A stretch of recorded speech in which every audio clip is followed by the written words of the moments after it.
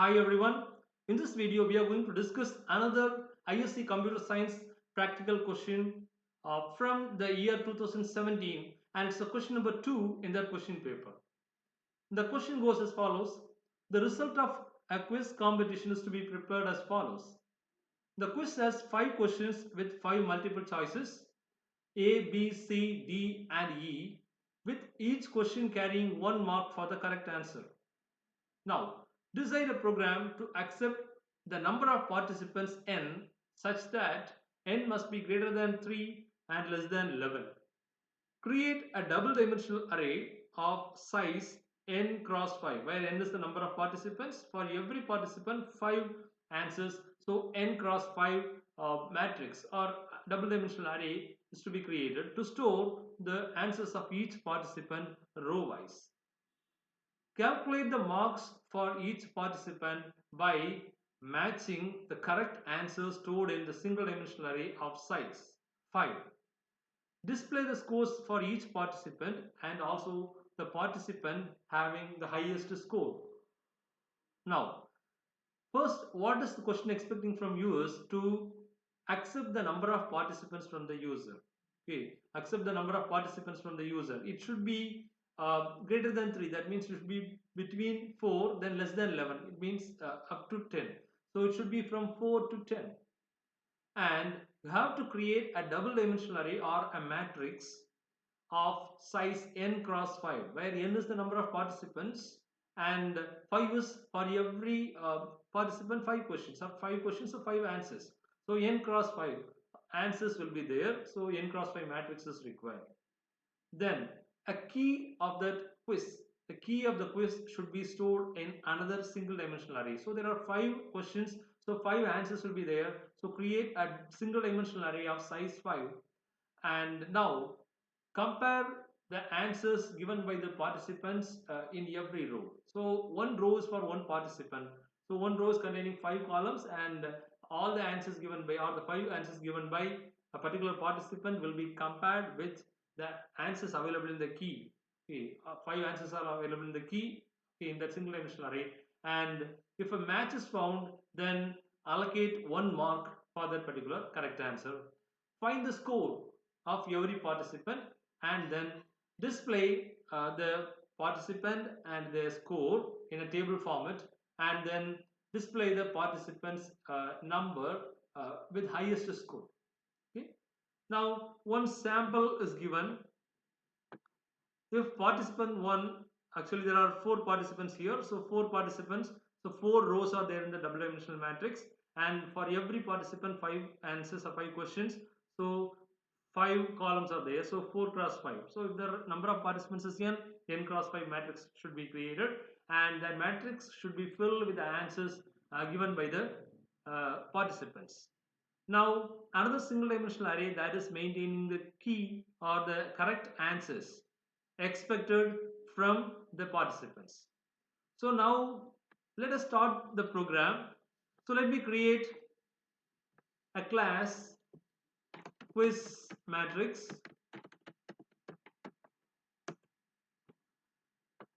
Now this quiz matrix is actually going to have all the content, right? So class name is quiz matrix.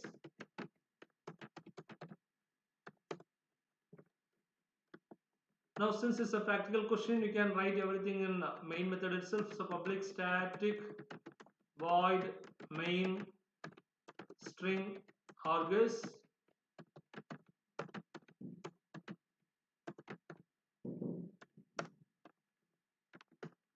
Now we want to accept some inputs from the user.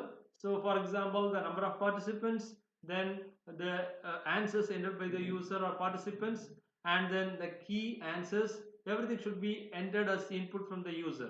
So we require a scanner object to call the scanner methods. So we are declaring the scanner object. So scanner in is equal to new scanner of system.in.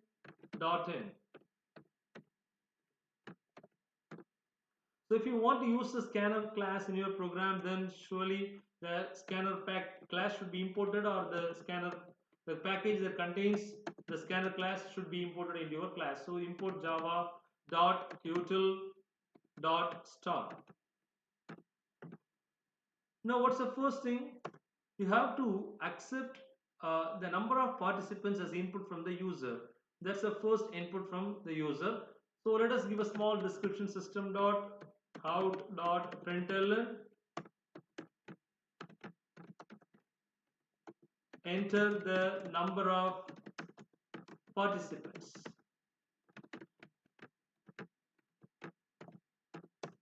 So enter the number of participants. What is the error? The package system, yes, is missing. Okay, right. So now you accept the number of participants from the user. So in that case, you have to call the method in.nextInt, since the number of participants is a whole number. So in.nextInt is called, and you have to assign it to a variable. So question says name for the number of participants, that is capital N, so integer n, for example. Now the number of participants is accepted from the user. Once the number of participants is accepted from the user, the question says that number of participants should be greater than 3 and less than 11. So in that case, we have to check that condition. We have to validate it, right? We have to validate it.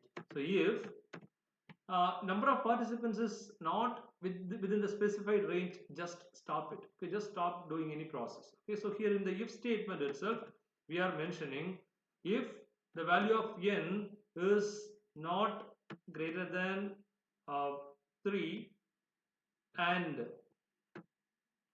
n is not less than 11. So not greater than 3, n is not greater than 3, and n is uh, not less than 11. Okay, so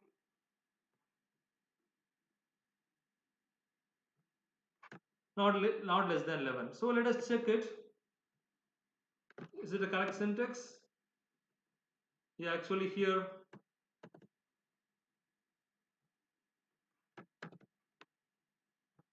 so here n greater than 3 and n less than 7. So the original condition is if n should be greater than 3 and n less than 7. So let us have that. Okay, let us have that. Okay, in the if statement. Okay, and if this condition is satisfied, we can have all the process inside this if block. Okay, so this if block is actually checking for the condition specified in the question. So n should be greater than 3 and it should be less than 11. So if the condition is not satisfied, so else just display a statement. Okay, system dot out dot println invalid input, right? And there you can stop. That is the end of that program.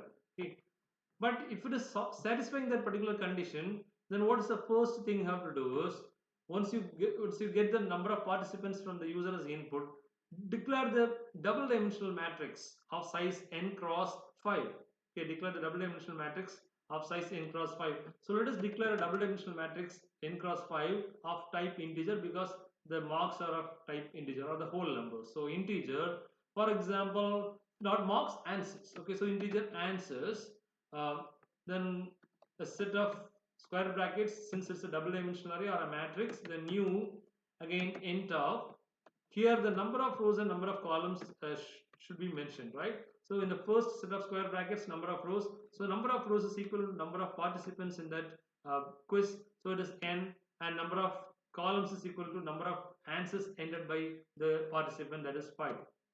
So now n cross 5 matrices are declared.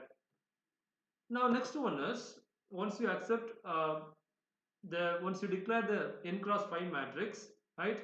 Next thing is you have to declare one more single dimensional array that is corresponding to the key or the answers available. Okay, or the answers, correct answers of correct answer of every question in that particular quiz. So we have to create a single dimensional array, as the question says. Okay, you can create a single dimensional array, and it should be of size type integer, and for example its name is key, and its size should be equal to the number of answers in that quiz. So number of questions and corresponding to that number of questions, number of answers. Here there are 5 questions. So number of elements in that key is actually 5. Now let us accept the values one by one from the user. Now first let us accept the key from the user. So system dot out dot println enter the correct answers. That means we are getting the correct answers as key from the user, right? So now this is the description to the user to enter the correct answers as key. Now there are 5 answers, so let us have a for loop. I equal to 0, I less than, number of correct answers is 5, so less than 5, then I plus plus, and then accept the correct answers from the user. But one important thing we forgot is actually the answers are given in the form of characters A, B, C, D, E. In that case, our matrix should be of type char, right? Because we are going to accept the answers not in the form of numbers 1, 2, 3, 4, or 5. So the answers are given in the form of letters, alphabets, so A to E, right? So your matrix should be of type char, like that. Your key should also be of type char, right? So now you are accepting the characters from the user as the input. So that means the key answers, the correct answers are accepted from the user as the input. How can you get a single character as input from the user? In the video Java scanner class, we discussed how to accept a single character as input from the user using scanner class method, right? So here that is the method. So in dot next, first call in dot next, and that here that single character entered by the user will be accepted as a word, and in that word the first character that is at index 0 will be considered as that character itself, that is to be accepted from the user. So one character will be entered as a word, and that first character, that means the character itself will be the first word, and that will be accepted from the user as input. And let us assume that it is assigned to the key. So key of then I, key of I, right? Now the correct answers are entered. Okay, now the correct answers are entered. What's next?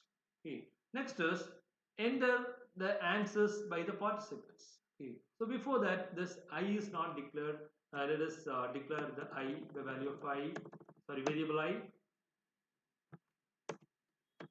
integer I, right? Now let us enter the correct answers or the answers entered by the user. So let us give a small description. System dot out dot println enter the participants, enter the answers of the participants.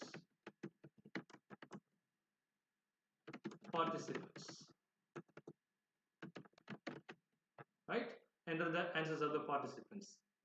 We can do one thing. So since there are n participants, right, we can give this description to the user in a for loop itself. Okay, we can give the description in a for loop itself.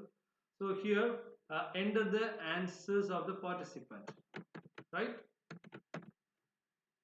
Now let me write a for loop because the answers are going to be stored in this into a double dimensional array. Okay, and that means in a matrix. So that should be in a for loop. Okay, that should be in a for loop. So for loop means a nested for loop. The outer for loop is denoting the number of rows or number of participants, and inner for loop denoting the answers entered by the every participant.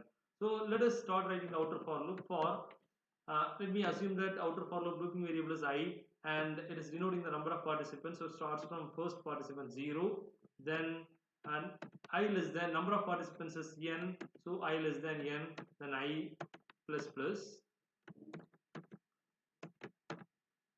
right? Now for every participant you have display this description. Okay, so outer for loop is denoting the number of participants, okay, or the participants. So for every participant, one time this description should be displayed to the user to enter the marks.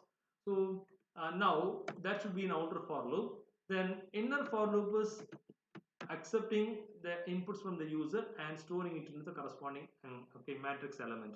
So inner for loops looping variables, for example, j and its initial value is 0 because there are the first column index is actually 0. There are 5 answers, so the columns actually denoting the answers, right? So j less than 5 is actually the condition for this inner for loop. J plus plus,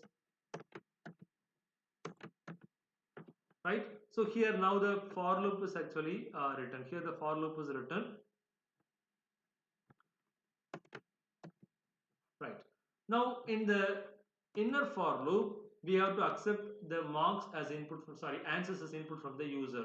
And again the answers are the alphabets, right? So let us call n dot next int, in dot next int, sorry, in dot next, then dot char at top 0. Okay, so you are getting a particular character as answer and assigning it to the array or matrix element, for example ans of ij. So a particular answer, okay, for a participant, it is denoted by I is denoting the participant, and j is denoting the answers entered by the participant. Now the inputs are obtained from the user. So the number of participants, then key answers or correct answers, then the answers entered by the participant are now correctly entered. Now next one, it's a time to process the process the inputs. That means you have to do the necessary comparisons, and we can come with the answers. So before that, let us declare the variable j, which is not yet declared. Okay, right. Now here what you want to do is you want to take every answer entered by the user, okay, or sorry, participant, which is available in a particular row. One row is corresponding to one participant. So take the answer entered by the particular participant in a particular row, and column by column. Every answer is available in separate column. So and compare it against the key values available or key answers available in another single dimensional array, right? And after that, if you are finding a match, then you can increment the score by 1. So in that case, you require a variable score, right? So score is actually denoting the score secured by every participant, and since it is going to be added, incremented in future whenever a correct answer is found, let its initial value to be 0. Okay, let the initial value to be 0. Now let us start writing the for loop. So for, again the same, I equal to 0, I less than n because number of participants is n, then I plus plus, then inner for loop is actually denoting the answers entered by the user. So j equal to 0, j less than number of answers, okay, j less than number of answers, that is 5, then j plus plus.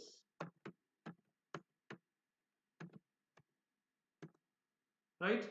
So now here the for loop is ready to process the answers. Now how to process the answer is I is denoting the participant. Okay, so from 0 till n minus 1 participants it will process, and j is denoting the answers entered by the participant. Okay, and the answers entered by the participant are to be compared with correct answers in the key. So key is another single dimensional array that is having 5 correct answers. That's having 5 correct answers.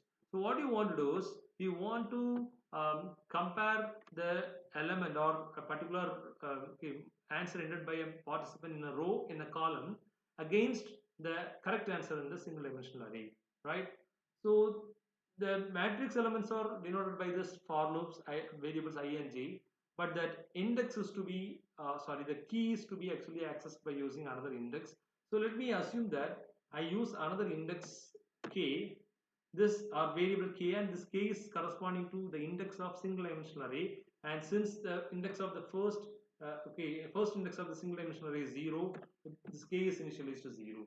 Now what I do is I just compare the answer entered by a particular participant for a particular question is equal to the answer available in key in the corresponding position. For example, if j is 0, that's the first question, then k is initially 0. K is initially 0. So participant 0, then is answer, first answer 0, right? So 0 0, here key of 0, that means first answer in the key, right? Sorry, so here it should be k, because k is denoting the uh, index of the answers, correct answers in the key, right? Now you are comparing this two. If you are finding the match, then there it's a correct answer. Okay, then it's a correct answer. That means the current answer entered by the user is same as or equal to or matching to correct answer available in the key, right? In that case, increment the score by 1. Increment the score by 1. So this will repeat, okay, this will repeat until all the answers are ended by a particular participant in that particular row. So this I is denoting the row, that means one particular participant. For a participant, there are 5 answers, 0 till 4. So less than 5 means 4. So every time the answer is compared with the answer ended in the key. But k is initially 0, right? So to denote the next correct answer in the key, this k should be incremented by 1. This k should be incremented by 1, so that corresponding to this j, okay, corresponding to this j, this k will also be incremented, right? This k will also be incremented. In that case, we can do one thing. So instead of using a separate variable for this, we can use j itself, because j is also reinitializing every time for every outer for loops iteration. Inner for loops variable j is also getting reinitialized, right? So we can use this j itself. We can use this j itself, so that one variable can be saved. Okay, memory for one variable can be saved, right? Now what's happening here is the current answer is compared against the correct answer in the key, right? Now that is over. Now once the current score is available, we want to check whether it is maximum or highest score or not, because the question says you have to find out the highest score also. You have to find out the highest score also. So just find whether it is the highest score or not, right? In that case, we want another variable, for example max. Okay, this max is denoting the maximum okay, or highest value or highest score. Initially let it be 0. Initially let it be 0, because whenever a new score, first score is coming, then surely that first score will be greater than 0 or sometimes equal to 0, right? So in that case, let me check after getting the score of the current participant. If the current score is greater than the current value of maximum, in that case make that current score as maximum. So max is equal to current score, right? So now at the end of every okay, iteration of outer for loop, right, one current score will be compared with max, and if it is greater than the current maximum value or maximum score, it will become the maximum score, right? Now the thing is, this is to find the maximum score in that particular quiz. Okay, once the question says, right, if you are finding the maximum score, you have to display the corresponding participants number also. Okay, okay, participant number of that particular highest scorer. So in that case, let me declare one more variable. Okay, let me declare one more variable here. For example, here that is denoting the index of the highest scorer. For example, index of the highest scorer is for example h, and index of the highest scorer is h. And here what I do is, when I find a particular score is the maximum score, I make it as a maximum, and highest score index is in our index of the highest scorer is actually current value of 5, because I is the index of the participant or denoting the participant, and this particular score is for the current value of 5. Okay, so h is equal to I. After that, you can display the score or participants number and matrix, because that is also expected in the question, right? So you have to display the participants number and the score also. Okay, so what I do is, let me display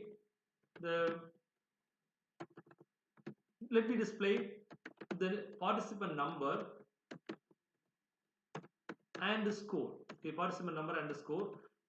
For example, here it is actually answer of uh, participant number. So participant number is, for example, what is that? What we can give is, right? Uh, it is our participant number is actually available in I, right? Participant number is denoted by I, so I plus one. Okay, I plus one. So I is denoting the participant, right? It's participant. So when I is zero, we cannot say simply participant zero. Instead, what we can do is we can say I plus one, so participant one, right? Participant one, but participant one's index is zero. So I plus one, then some tab spaces, right, to separate this value from the score value, right? Let me give two tab spaces, okay, right, two tab spaces. Then again, the score of that particular participant, okay, the score of the participant. So here the score of the participant is available in the variable score, okay, right. Now I am after finding the current score, right? I am after finding or calculating the score of the current participant. I just display the participant number, right? And then I display the score of that participant. Now almost process is over. Once the current participant is processed, that means once the current value of I is okay zero, it's completely processing the first participant, and once it's the end of the first participant, right, we can go for next participant. Okay, in that case the score is the variable that denotes the score of every participant. Now it processed or it accommodated the score of the first participant, so it's now its purpose is over. That means the value is clearly processed. Okay, it's found out whether it is a maximum or not, then it is displayed also. Now we can go for the second participant. In that case, the score should be ready to accommodate the next participant's score, so that for that it should be initialized to zero. So it will be accepting the score, or it will accommodate the score of the next participant. Okay, otherwise it will keep on adding with the score of the previous participant, right? So now what's next, right? This score is reinitialized to zero. Okay, so that's all. Now here what we can do is this outer for loop is also over, and after that we can display the highest score also. Okay, we can display the highest score here. Okay, so highest score is actually denoted by the max. Okay, it's denoted by max. Okay, right. So let us display the highest score. So system dot out dot println actually the highest score and the participant. Okay, highest score and the participant. So participant, right, participant, then a space, then plus what is the number of the participant. Okay, number of the participant is actually denoted by actually h, but h is denoting the index of the participant in that matrix. But here we want the number of the participant. That means if the participant 0 is getting the highest score, then we cannot display participant 0. Instead we can say participant 1. So plus 1 can be added with this h, and we can get the number of the participant. Then right, next one gets highest score,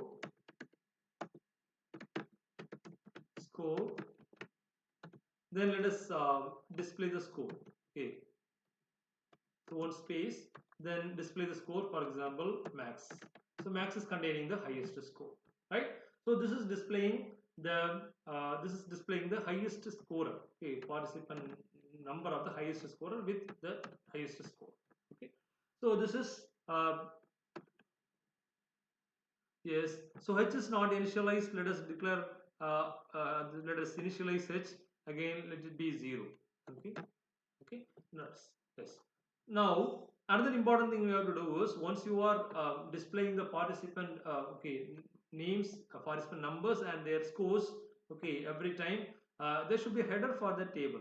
So the header for the table should be displayed above the for loop. Okay, because if you are displaying inside the for loop, it will repeat every time. So system.out.println participant number, then one set of tab spaces, right? Then again score. So this will be the table header, right? So it will print before displaying all the participants scores. Okay, right? Now we are at the end of the program. Now let us compile it. Now compile the program. No syntax error, and let us run the program, right?